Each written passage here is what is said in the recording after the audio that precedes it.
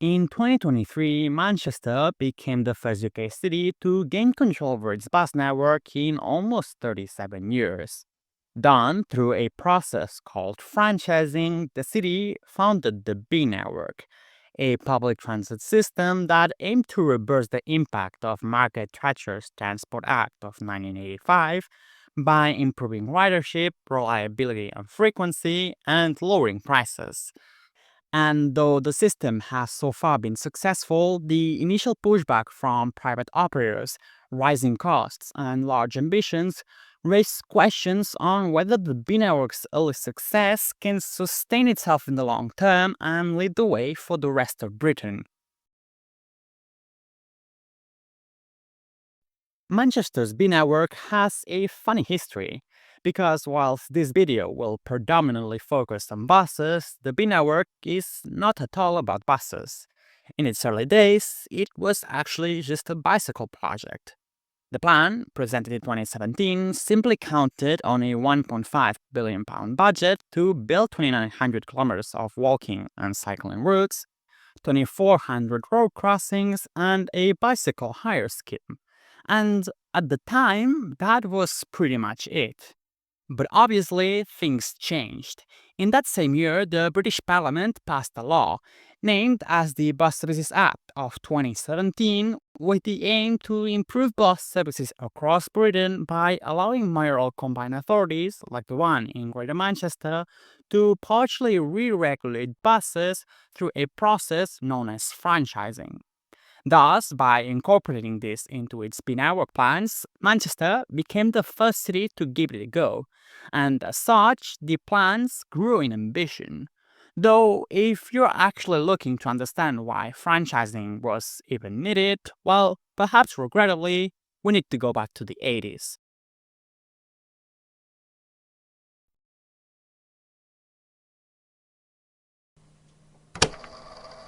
The full effects of the greater freedom in the bus business have still to be felt around Scotland, but in Glasgow it's already led to a full-scale bus war. Early predictions that buses would be queuing for passengers instead of the other way around have proved correct. It was 1986, and the Transport Act of 1985 was being implemented across Britain. Brought forward during Margaret Thatcher's tenure as UK's Prime Minister, it aimed to deregulate public transport in the UK by requiring local authorities outside of Greater London, such as those in Manchester, to transfer control of their bus services to separate companies, thus attempting to foster competition amongst bus companies and improve services. But the plan proved unsuccessful. This is an impossible situation with privatisation. It can only mean profit to the bus companies. The little places like these villages are going to be ignored, isolated. It means that people will need to find their own means of transport or walk. And will they be able to do that? Well, they'll be able to do it with great difficulty. With companies now driven by profit, ridership numbers across Britain would plummet during the same time period as buses controlled by Transport for London would double their ridership. All the while, prices kept increasing, and during 4 consecutive decades, bus services across Britain kept deteriorating. But fast forward to 2017 again, and concerns from local authorities over decreasing ridership and the lack of routes in unprofitable areas led the Parliament to pass the Bus Services Act of 2017, with Manchester being the first city to make use of the provision by creating the B network. Though the B network itself is actually owned by Transport for Greater Manchester, it being the government body responsible for coordinating transport services across the region. This government body would manage the schedules, routes, and prices and would then hand out franchises to private operators. These operators would then be responsible for operating the routes and would also provide drivers for the B network's fleet of buses. So, in Manchester's version of franchising, private operators work in the name of the B network, which is actually just a brilliant branding strategy used by Transport for Greater Manchester to unify the region's public transport and set a standardized quality of service across all operators.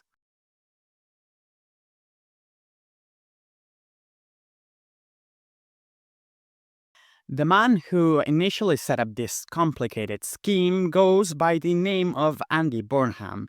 He is the current mayor of Greater Manchester, and as part of his election campaign, he wanted to replicate London's transit network. His affirmation that such a style of operation would make buses less fragmented and less unreliable was supported by many Manchester residents. Yet, such a transformation wasn't that easy. Claiming that the idea was frightening, that the system would not be better, and that there would be a massive bill involved for taxpayers, bus companies did all they could to make the network's launch as slow and complicated as possible. For example, in 2021, the Greater Manchester Combined Authority conducted a public consultation in which it recommended the implementation of the B network.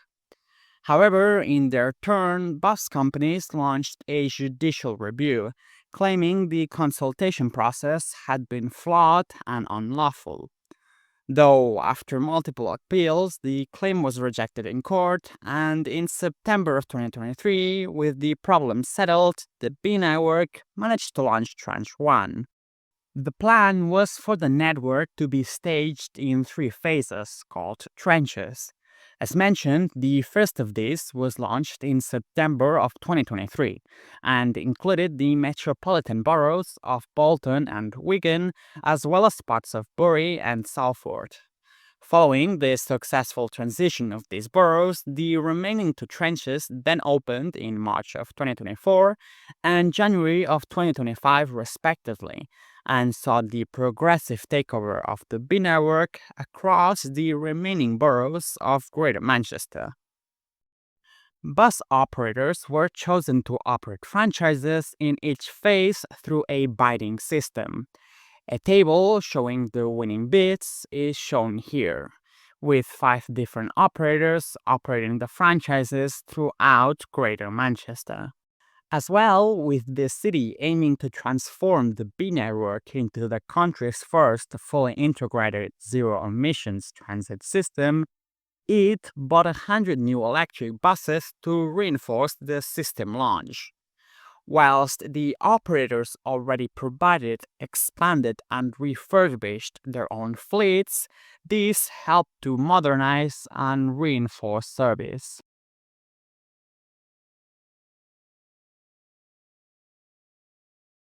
During the intro, I posed the question on whether the system can last. And so far, it has to be said that the early performance numbers are pretty promising.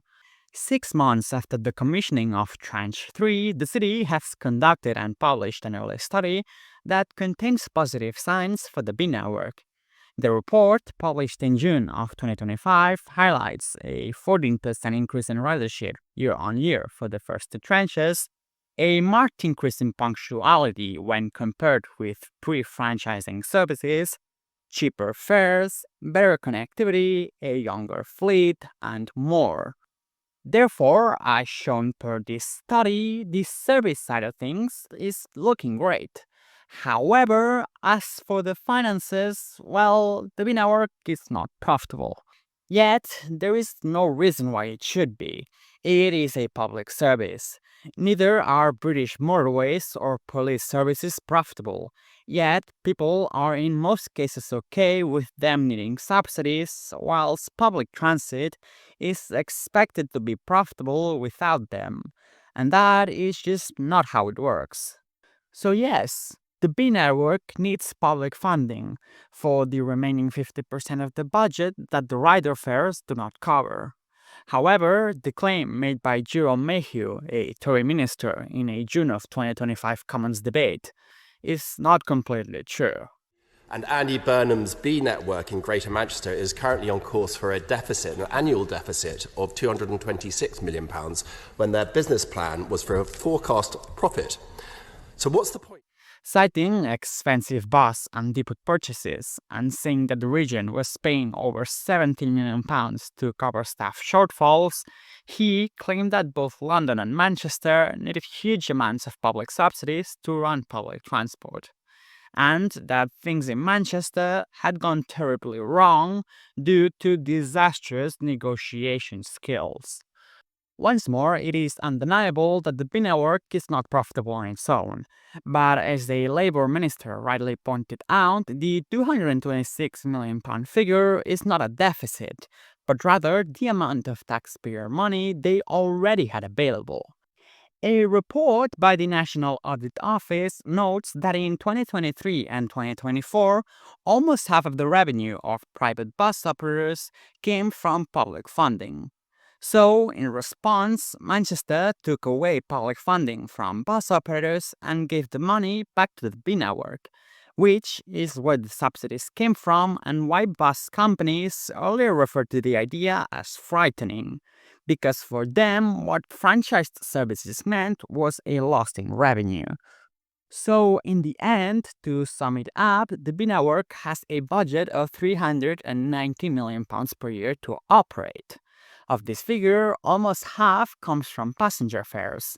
The remainder either comes from risk allowance funds, Manchester taxpayers, or transportation funds previously controlled by London ministers. And as I just explained, in all three of these cases, most of the money was already being used to subsidize public transit in Britain in one way or another.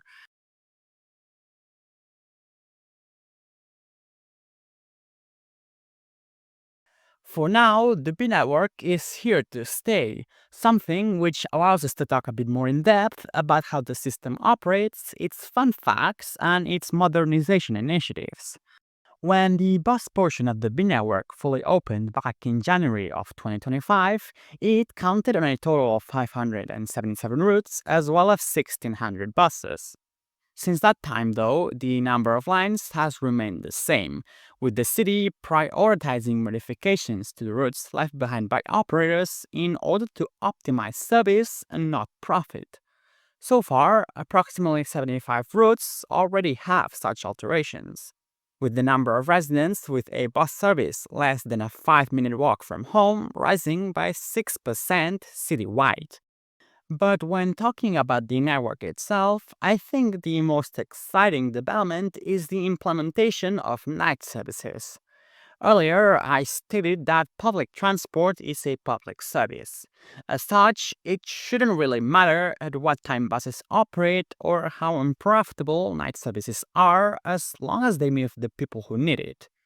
Thus, this pilot program, implemented in 2024, is a great step in the right direction that would have been impossible with private companies at the helm of scheduling. The program includes 24-hour service along lines 36 and B1 and aims to serve the close to 360,000 people who work at nighttime in Manchester. And although the service is not yet permanent, its extension to the end of 2026 shows that improvements are there, but pretty slow. Finally, as with most other things, ticket fares have also seen improvements, partly because since its launch, the network has a £2 fare cap, thus making it Britain's third lowest single journey transit fare, only behind Leicester and London. Continuing with fares, the city is also progressing in its plans to make buses, trams, and trains interconnected through its introduction of a tap-and-go payment system on the light rail and buses in March of 2025.